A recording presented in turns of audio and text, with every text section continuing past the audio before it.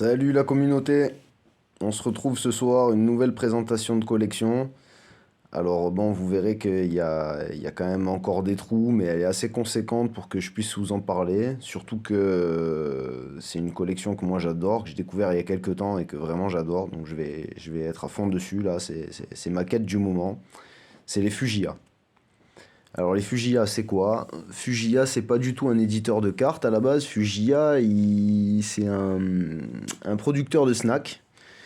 Et donc, ben voilà, ils ont passé un accord avec Bandai pour pouvoir exploiter la licence Senseiya. Et ils ont fait des campagnes où ils ont sorti d'abord des stickers, c'est ce que vous voyez devant là. Donc des stickers, on est à peu près au niveau de l'année, bon, ben, fin des années 80 comme d'habitude. C'est la sortie du deuxième film, donc le film Asgard. Voilà, en l'occurrence, ça c'était dans je crois que c'était des gaufrettes. Les deux c'était dans des gaufrettes. Bref, donc vous ouvriez votre paquet de gaufrettes et dedans il y avait un petit sticker. Et ce que j'adore avec ces stickers, je vais vous montrer. Bon, déjà ils sont numérotés. En japonais, vous avez la description du personnage, donc ils sont numérotés au dos, hein. Vous voyez, ça c'est le devant. Ok. Et alors, ce que je trouve génial avec cette carte, je vais vous montrer, enfin avec ces cartes-là, je vais vous montrer avec la chaîne qui est juste là en fait, c'est que c'est un peu l'ancêtre des cartes, on va dire, hidden ou double prisme ou reverse, ou vous les appelez comme vous voulez. Mais en gros, le sticker, donc là il est complet, vous voyez, je vais vous montrer derrière. Il y a un film qui s'enlève en fait, et vous vous retrouvez avec le personnage sans l'armure. Sur lui, hein, évidemment, le totem il bouge pas derrière. Mais vous voyez? Et ils sont tous comme ça, les stickers. Enfin, ils sont tous comme ça. Il y en a 34 en fait. Voilà, ils sont numérotés de 1 à 34 avec à chaque fois la petite description du personnage qui va avec, quoi. Et là, donc, on a les 5 bronzes V1. On a évidemment les 12 or. On a aussi, bon, vous voyez, il m'en manque encore énormément, hein. On a les 12 or, mais on a, comme je vous le disais, bon, on a des argents aussi, etc. Mais on a surtout le deuxième film, qui est entièrement représenté. Bon, j'en ai pas, je peux pas vous les montrer, mais voilà. Et il y a aussi une série de prismes, de stickers prismes Fujiya. Donc ça, j'en ai une qui va arriver, qui est dans une de mes commandes, une de Iki en plus, donc le top. Donc voilà, je ferai une update, mais plus tard, quand j'en aurai rentré quelques-unes, quoi, qu'il y ait des choses nouvelles à vous montrer. Donc voilà, donc ça c'est leur premier partenariat. Et ensuite, ils ont fait un deuxième partenariat. Ils ont fait un partenariat au moment de la série donc d'Asgard. Hein, un peu au moment où tout le monde a sorti, où Bandai Power a décidé de les sortir, etc. Donc voilà, c'est à peu près à ce même moment-là. Et là, donc, ils ont sorti quelque chose qui est plus un sticker, mais qui sont carrément, vous voyez, des cartes, format Cardass, hein. Là, on est en plein dedans. Donc ça, ce que je vous montre là, c'est ma seule Fujiya Prism. C'est la seule que j'ai. Par contre, ce que je peux vous dire, c'est que la collection, elle compte 120 cartes en tout.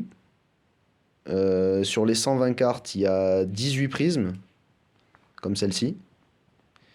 Et il y a grosso modo deux parts. Alors, on va dire une part de 60, une part 1 de 60 et une part 2 de 60 aussi. Voilà, et au total, c'est 120 cartes, les amis. Et franchement, vous allez voir les visuels et tout, c'est magnifique. Alors, ce qui est génial dans cette collection aussi, que moi j'adore ce format Cardass, c'est qu'il y a énormément de... Il y a plein de variations dans la même collection. Alors, je vais vous montrer. Donc ça, c'est des règles, hein, c'est tout ce qu'il y a de plus normal, elles n'ont rien qui brille ou de particulier. Ça constitue quand même une grande partie de la part 1, donc je vous disais des 60 premières cartes, excepté pour les prismes, hein, évidemment. Donc voilà, moi j'ai classé à chaque fois dans l'ordre hein, officiel, c'est-à-dire Seiya, Shiryu, Yoga, voilà, Shun et Iki. Et bon, j'ai quelques trous, mais ça va se remplir au fur et à mesure. Mais j'en ai pas tant que ça, vous allez voir, il m'en manque pas tant que ça en fait, hein. Voilà, donc à chaque fois c'est des séries sur les 5 chevaliers de bronze. Enfin, souvent.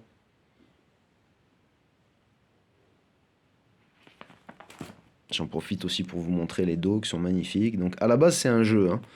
C'est-à-dire on se distribue les cartes, machin et tout. Alors j'imagine que si à chaque fois il y a des familles de 5 bronzes, c'est parce que ça doit avoir un rapport avec le jeu. Vous voyez, il y a des scores aussi de puissance. Il y a voilà, l'attaque, la défense, etc. Donc bon après je sais pas comment on joue, hein.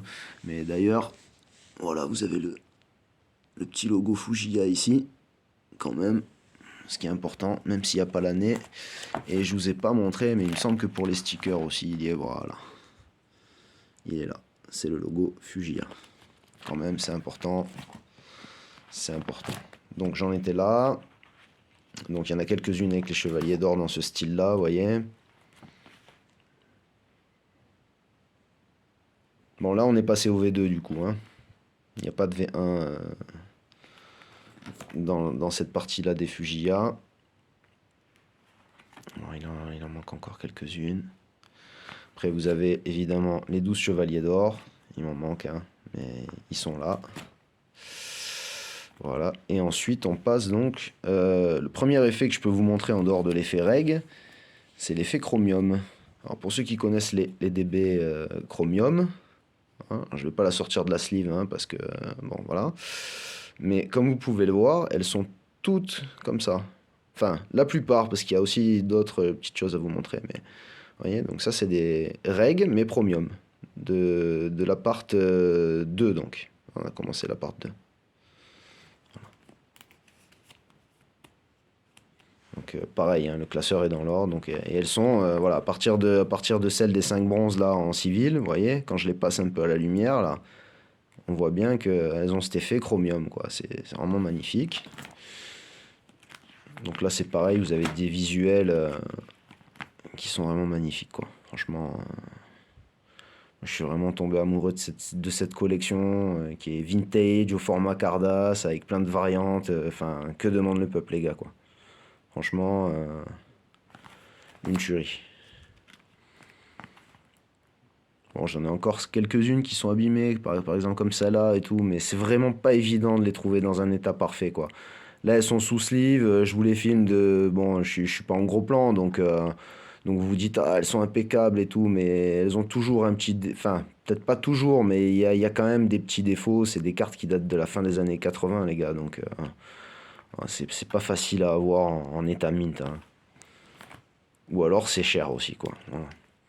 Donc là, vous voyez, il y a cette espèce d'effet. Alors là, toute cette page-là, elles sont en mode un peu comme les Platina des Hero Collection pour Dragon Ball, pour vous faire une comparaison, quoi. Toute cette page-là, quoi.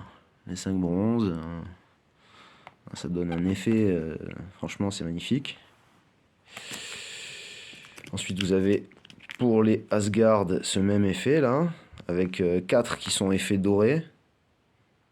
Hein.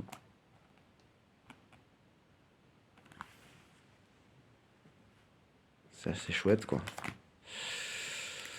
Là, on repasse sur de l'effet un peu chromium, quoi, on va dire. Voilà.